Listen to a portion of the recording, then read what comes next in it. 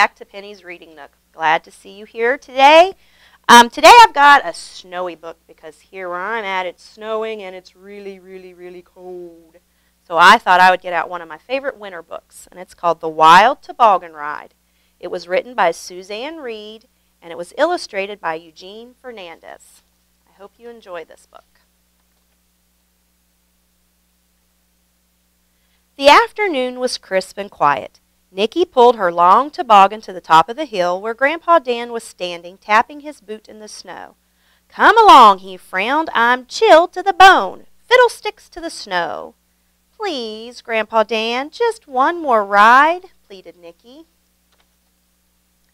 "Oh, fiddlesticks," sniffed Grandpa Dan. "Nasty weather." "Will you push me, please?" Nicky begged. "Oh, phooey. This is the last one, then." Grandpa Dan leaned over to give Nicky a tiny push on her log toboggan. As he bent over, he stepped on his extra long scarf, and his foot slipped. Bump! Ugh! Crash! Grandpa Dan landed on the back of the long toboggan with Nicky on his lap. "Yahoo!" yelled Nicky.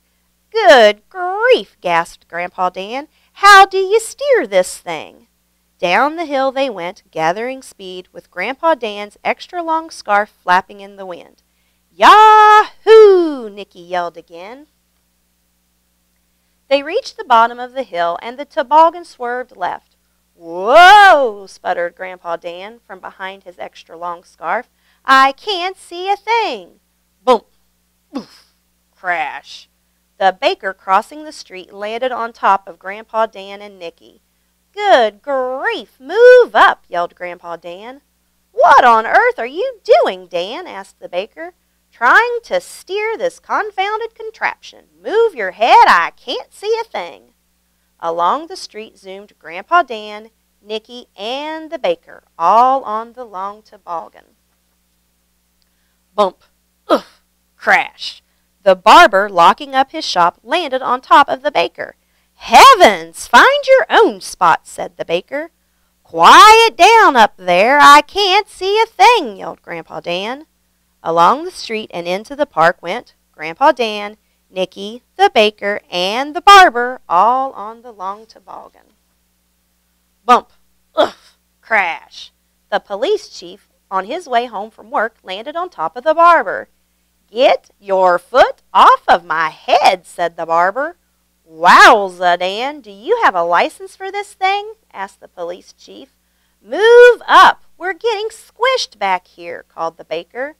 Through the park whizzed Grandpa Dan, Nicky, the baker, the barber, and the police chief, all on the long toboggan.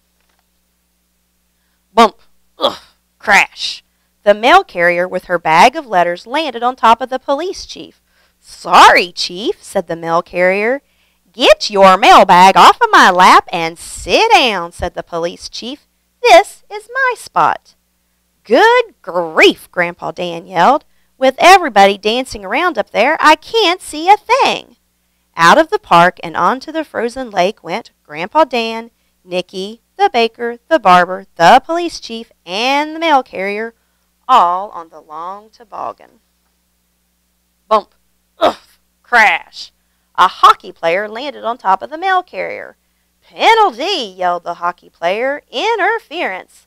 "Oh, be quiet," said the mail carrier. "Everybody hold on," yelled Grandpa Dan. "Yahoo!" cried Nicky. Over the ice and straight toward a snowbank went Grandpa Dan, Nicky, the baker, the barber, the police chief, the mail carrier, and the hockey player, all on the long toboggan. Bump! Oof! Crash! The toboggan flew into the snowbank, and suddenly bodies were tumbling in every direction. Hats, gloves, and scarves soared through the air. Grandpa Dan and Nicky landed in a bush. The baker and the barber landed in a tree. The police chief and the mail carrier and the hockey player landed in a garbage can. For a moment, nobody moved. Everything was quiet. Then Grandpa Dan and Nicky crawled out of the bushes. The baker and the barber climbed out of the tree. The police chief, the mail carrier, and the hockey player jumped out of the garbage can. Grandpa Dan grabbed the toboggan and began to run across the ice, his extra long scarf flapping behind him. The baker, the barber, the police chief, the mail carrier, and the hockey player looked at each other, and then they started running too. "Wait, Grandpa Dan, where are you going?" yelled Nicky. "If we hurry," he called back, "we can get in one more ride before dark." The end. That was the Wild Toboggan Ride, and I will see you next time, boys and girls. Bye-bye.